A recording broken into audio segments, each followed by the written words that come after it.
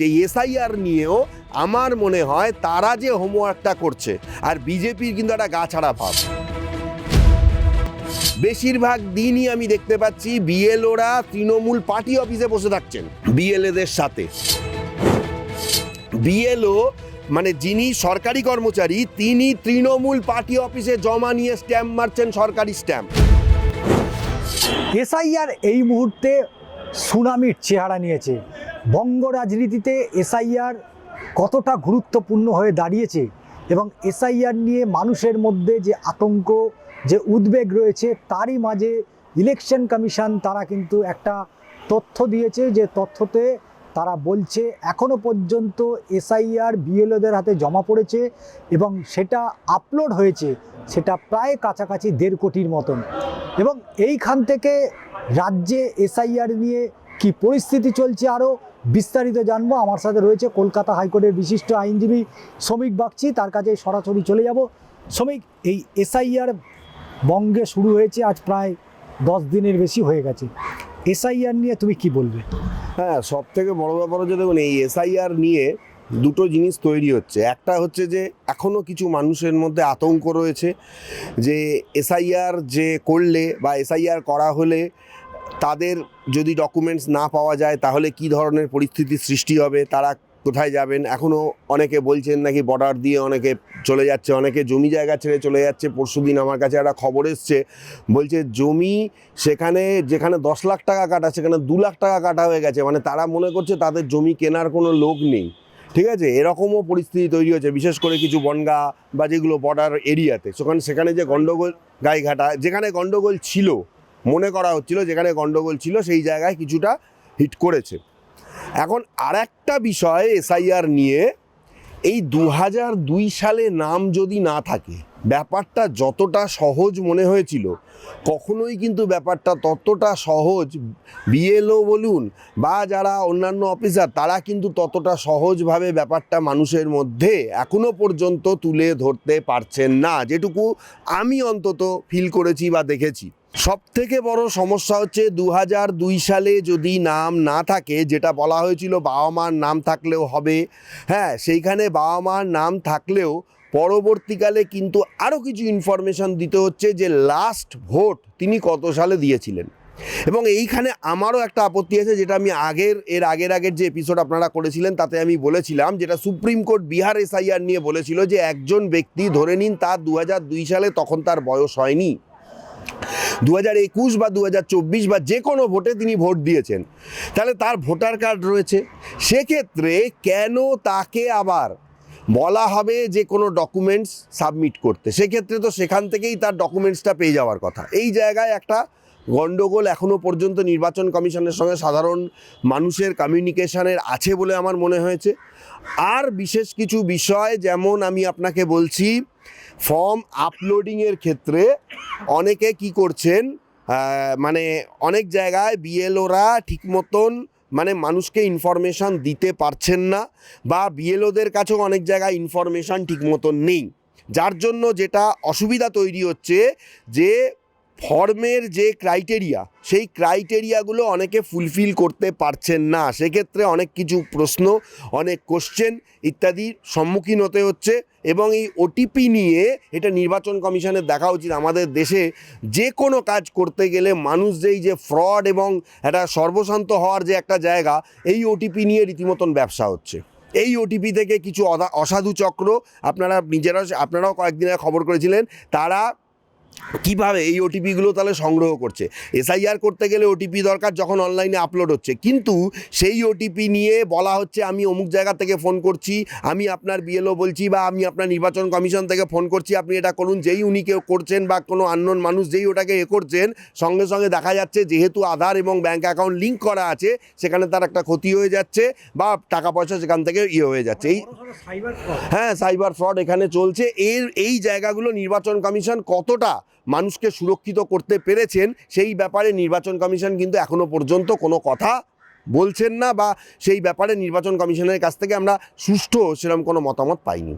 এখানে রাজনৈতিক দলগুলোর কি ভূমিকা? হ্যাঁ, দেখুন এই একটা বিষয় আপনি বলছেন, রাজনৈতিক দলগুলোর ভূমিকা যদি বলতে হয়, দেখুন আমি একজন নিরপেক্ষ ব্যক্তি হিসাবে আমি কোনো রাজনৈতিক দলের সমর্থক নই, কোনো রাজনৈতিক দলকে ভালো খারাপ আমি বলবো না। দেখুন, আমি একটা কথা বলছি, একটা কথা আপনাকে মানতেই হবে, 2021 সাল 2019 সালে যখন একটা বিজেপি ঢেউ এসেছিল, যেটা আপনারা জানেন লোকসভায় 18টা সিট বিজেপি পেয়েছিল, তারপর থেকেই কিন্তু একটা প্রত্যেকবার ভোট হলে সে লোকসভা মানে বড় ভোটগুলো, লোকসভা বলুন, বিধানসভা বলুন, বা নিদেন পক্ষে পঞ্চায়েত ভোট, মনে করা হচ্ছিল যে বিজেপি আসবে, সেটা অনেকেই বলছিল এবং মিডিয়াও দেখিয়েছিল। কিন্তু হোমওয়ার্ক অফ দ্য টিএমসি প্রত্যেকবারই সেটাকে কিন্তু একটা ভুল প্রমাণ করেছে। এই এসআইআর নিয়েও আমার মনে হয় তারা যে হোমওয়ার্কটা করছে, আর বিজেপির কিন্তু একটা গা ছাড়া ভাব। 2-3টে ঘটনার জন্য কোথাও বিজেপি 90% জায়গায় বিএলওদের পাঠাবে না, কারণ অন্য দলের সঙ্গে এখন আর সেরকম কোনো ব্যাপার নেই। তৃণমূল বিজেপিরই যা সংঘাত, যা রাজনৈতিক পরিস্থিতি, সেই জায়গায় প্রত্যেকটা জায়গায় বেশিরভাগ দিনই আমি দেখতে পাচ্ছি বিএলওরা তৃণমূল পার্টি অফিসে বসে থাকছেন বিএলএদের সাথে। আমি বলতে চাইছি, নির্বাচন কমিশন কি তাদের সেরকম কোনো নির্দেশ দিয়েছেন? এবং পাড়ার লোকজনদের বলা হচ্ছে, এটা একদম পরিষ্কার, আমাদের পাড়ায়, অনেক পাড়াতে একদম ওপেন, পাড়ার লোকজনদের বলা হচ্ছে যে হ্যাঁ, আপনাদের বাড়িতে গেছে, যদি কোনো অসুবিধা হয় এই পার্টি অফিসে আসবেন। কোন party office? Trinamool party office. এলাকায় যে তৃণমূল পার্টি অফিস, এখানে আসবেন এবং সেখানে বিএলএদের সঙ্গে বিএলওরা বসে আছেন, তারা কাগজপত্র দেখছেন, তারা সেখানে খোঁজ গল্প করছেন, চা কফি খাচ্ছেন এবং সেখানে 2-3 ঘন্টা তারা টাইম কাটাচ্ছেন।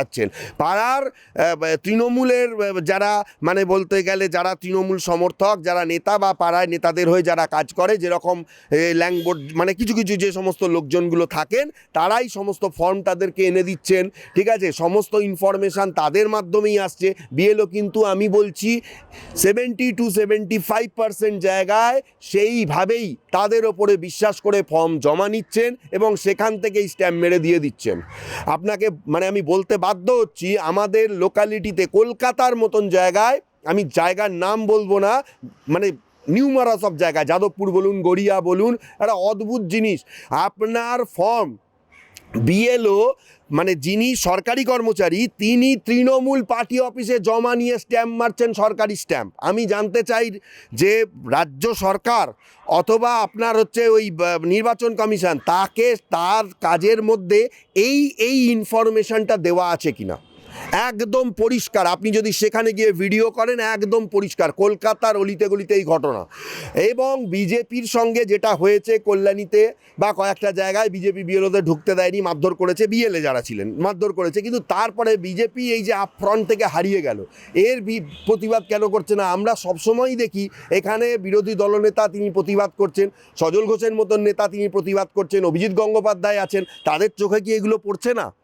নাকি মানে কেন্দ্রীয় সরকারের কাজ বলে তারা এই ঘটনার কোনো প্রতিবাদ করছেন না? নাকি এই এসআইআর যে ব্যাপারটা তারা বুঝে গেছেন যে পশ্চিমবঙ্গে এসআইআর করেও যেহেতু হয়তো আমার ছোট বুদ্ধি বলে যে হয়তো দিল্লির নেতারা চাইছেন না যে বাংলায় এক্ষুনি বিজেপি আসুক, তাই তারা হাল ছেড়ে দিয়েছেন, এসআইআর যেহেতু করতে হচ্ছে একটা গয়ঙ্গচ্ছ ভাব। কিন্তু এটা একটা মারাত্মক জিনিস, আমি দেখে অবাক হয়ে যাচ্ছি যে তৃণমূল পার্টি অফিসে তারা বসে থাকছেন, সেখানে তারা স্ট্যাম্প দিচ্ছেন, সেখানে তারা ফর্ম নিচ্ছেন। আমি জানি না, আমি যতটুকু নোটিফিকেশান দেখেছি, আমি তো একজন আইনের ছাত্র, আইনজীবী, আমি জানি না এই বিএলওদের ক্ষেত্রে এই ধরনের কোনো নির্দেশিকা নির্বাচন কমিশন দিয়েছেন কিনা।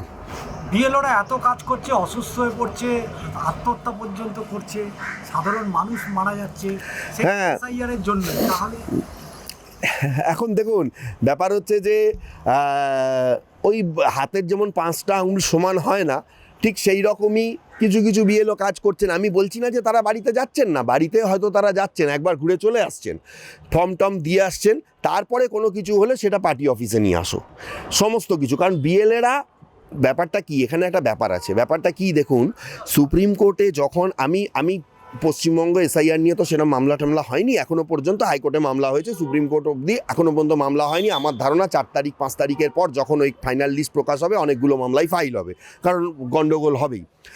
আমার বক্তব্য অন্য জায়গায়, গণ্ডগোল হবে এই যে মানে দেখুন, আমি একটা কথা বলছি, আমি কোনো দলকে সমর্থন না করেই বলছি, যদি 54 লক্ষ নাম বিহারে বাদ যায়, তারপরে এই আপনারা মিডিয়ারা বলেছেন এবং এটা ফ্যাক্ট, সেখানে 3.5 লাখ ভোট বেড়েছে, তাহলে সেটা কিভাবে সম্ভব হলো?